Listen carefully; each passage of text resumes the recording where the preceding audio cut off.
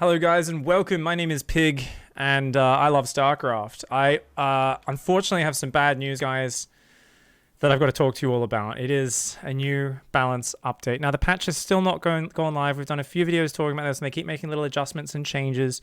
Keep in mind the test map is going to be played for Home Story Cup coming up very soon. Now there is a big change which I'm very upset about. We're going to go straight to that one. We're going to skip the first one, which is the Lurker. We're going to see this Nidus Worm. They have removed the peristalsis upgrade from the evolution stream. Do you guys know what peristalsis is? That's literally when your intestines squeeze the shit through your body. That's peristalsis, right? So let's be real though. That's not what a Nidus Worm is. Wait. Wasn't it called secreted coating? Did they change the name and then remove it? These fucking... Either way, it was the KY jelly upgrade is what the community nicknamed this one, okay, guys? The community nicknamed this immediately as soon as we saw what it was. It was basically it uploaded the unload speed of the Nidus to its current rate. So they said, we're nerfing the Nidus unload rate. It's about like 1/3 or 1/2 because it unloads crazy fast right now. But you can upgrade it on Hive Tech to get lube so that the units slide in and out easier. I mean, a little bit like, oh, you need lube. I don't know, guys. I watched Brokeback Mountain. Apparently you don't. A little bit of spit gets the job done. Blizzard apparently is of the same mindset. They're saying, you know what, we don't need all this stuff in our Zerg love life. I'm like, okay guys, whatever. I'm honestly upset. No more lube upgrade. I wanted to shout about it. Me and Nate were laughing all BlizzCon. Nate was constantly, he was like, dude, it's gonna be so rough when someone still Niduses you and they kill you without the upgrade, and you're like, dude, what the fuck, man? You went in dry and you still beat... Oh my god. Come on, man. At least get the lube upgrade before you Nidus me. There's so many opportunities missed. Thanks a lot, Blizzard. Thank you. Let's remove the upgrade. They basically said it's too late in the game. People aren't going to be getting a Hive Tech Nidus upgrade, so we don't want it. I think people would still get it for like late game Nidus. They just wouldn't rush it. Little sad about it, to be honest. I think the Nidus is still pretty good. Its current unload rate is obscene. It is so fast. Like, you guys know when you like barely miss it and you're like, oh, it's on 50 hit points. I've got 3 roaches hitting it. It's about to die. And before they get the next volley off, 26 roaches are in your base. And you're like, well, okay, that seems fair. Or even better when it's 12 lurkers in your main. Shout out in chat if you guys have experienced lurkinitis in your main base. Time, one of the best Terran players up and coming. Made it to BlizzCon. Beat Maru in his first set. Amazing Terran. No shame on Eric. Eric played a very cool style, but Lurker Nidus. He beat Bio with Lurker Nidus. It was what's that? The gigantic map? I can't even remember. World of Sleepers. World of Resident Sleepers.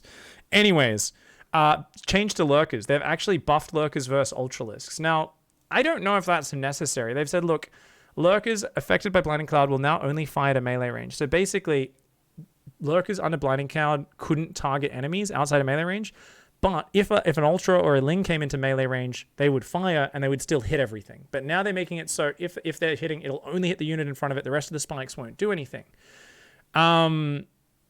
Yeah, so basically what they're doing is they're saying, oh no, you can only hit the melee unit now with the Lurkers. The thing is, Lurkers were already a little difficult to beat Ultras with. And I don't know if we've read too much into the Serral not building Vipers and going Massling Bane into Lurker, because that was not how Ultras... I did a long video about this. That's not how Ultras versus Lurkers looks. Don't get me wrong. At the current balance, if they have enough Lurkers with enough spores and they're in a good enough position, you can't break it with Ultras. That is something I agree on. But they do need a lot of Lurkers for that. What happened in that Serral Raynor game is Serral kept making Ling Bane and rolling it into the units, Lurkers over and over. And Lurkers just destroy Ling Bane. You just cannot fight them. What you can do with your Ling Bane is you can hit mineral lines, you can run past the Lurkers. As long as you're not running directly towards the Lurkers and you run kind of past them on a bit of a diagonal, their Lurker spines won't hit too much of your Ling Bane because your Ling Bane naturally spreads out. And then you can get in their mineral lines and in a matter of seconds, you can kill so much stuff. So I feel like, you know, basically we saw Serral also not build Vipers, so he didn't Blinding Cloud in that game. And he had, was it 4 or 5 Ultralisks got stuck behind his Evo chamber wall in on his natural? What's the background blinking? That's autofocus. That's autofocus. On my webcam, that's all. Plus green screen. But yeah, basically he had Ultras stuck behind his wall. He forgot to build Vipers, and he kept remaking Ling Bane and trying to fight directly rather than running by and going for economy and Nidus Worms and drops with the Ling Bane. Cyril played a very bad game. We saw, I'm pretty sure Raynor crushed a game with Ultras. And it is not a bad style. I really do think it's already okay. So I feel like, I don't know, I feel like this is going to make it so hard to beat Ultras with Ultra Viper with Lurkers, right? I don't know. I need to test it. I just don't feel like I feel like Ultras already have their space in the matchup. If you guys really want to study ZVZ, go back, watch any of the Dark versus Solar matches from 2016.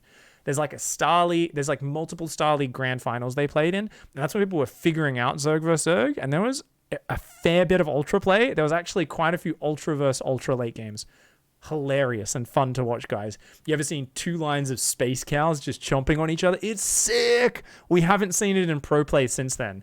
We've seen one player with Ultras either breaking the Lurker player or being unable to and being overwhelmed by the Lurkers after the Lurker count gets high enough. But really cool shit. I miss those days. Really fun. Okay, additional changes. Splash damage will now properly be applied to units affected by anti-armor missile. They had a problem previously, guys. If you did splash damage to a unit, it would not get the bonus damage from the anti-armor missile. It was a bug. This was in the game at BlizzCon. It was in the game for over a year, and no one realized until a few months ago, and they are fixing it. Thank God it's being fixed.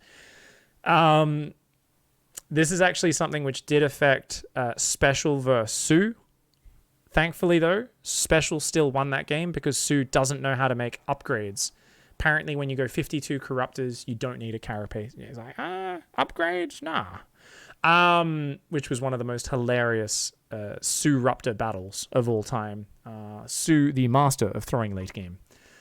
Fixed an issue where Abduct and Interference Matrix could still interrupt a tactical jumping battlecruiser in certain situations. I did not know that.